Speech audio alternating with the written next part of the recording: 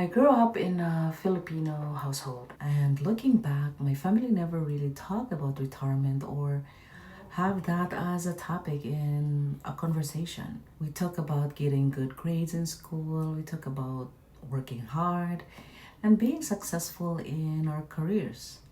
We talk about taking care of family, building a future, having your own family, and having your own kids. But retirement, it was never really part of the picture.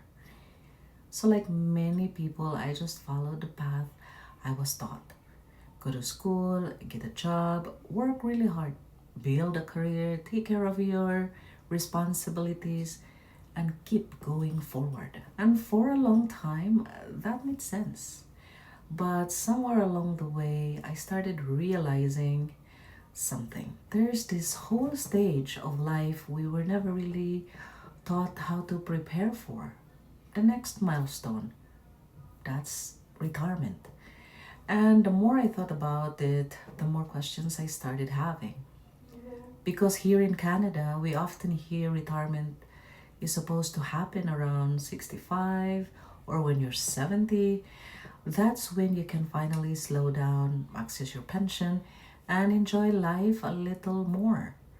But when you really sit with that idea, it's really not that simple. How much do I actually need to retire? When should I start preparing? Am I even on track? And what surprised me the most is I don't think I'm the only one asking these questions. I think a lot of people are quietly thinking about it too, but we don't always talk about it. So we end up figuring it out on our own, piece by piece. And I just want to say this clearly: I am not a financial planner or a financial advisor by any means.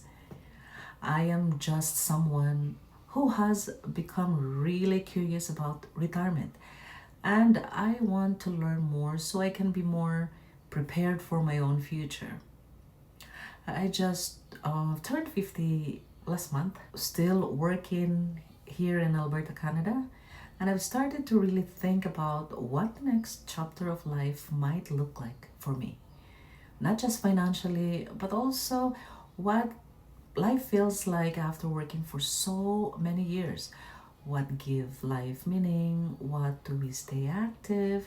How can we be healthy and fulfilled? And really, why I started this channel is because I wanted to stop keeping these questions in my head and instead start learning, sharing what I discover, sharing what I don't know yet, and hopefully making this journey feel a little less uncertain.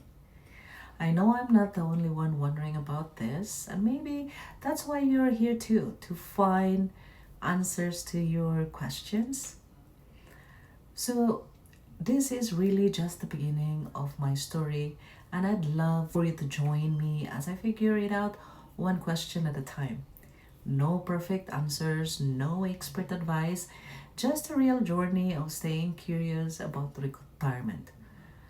Thanks for listening, and I'll see you in the next one.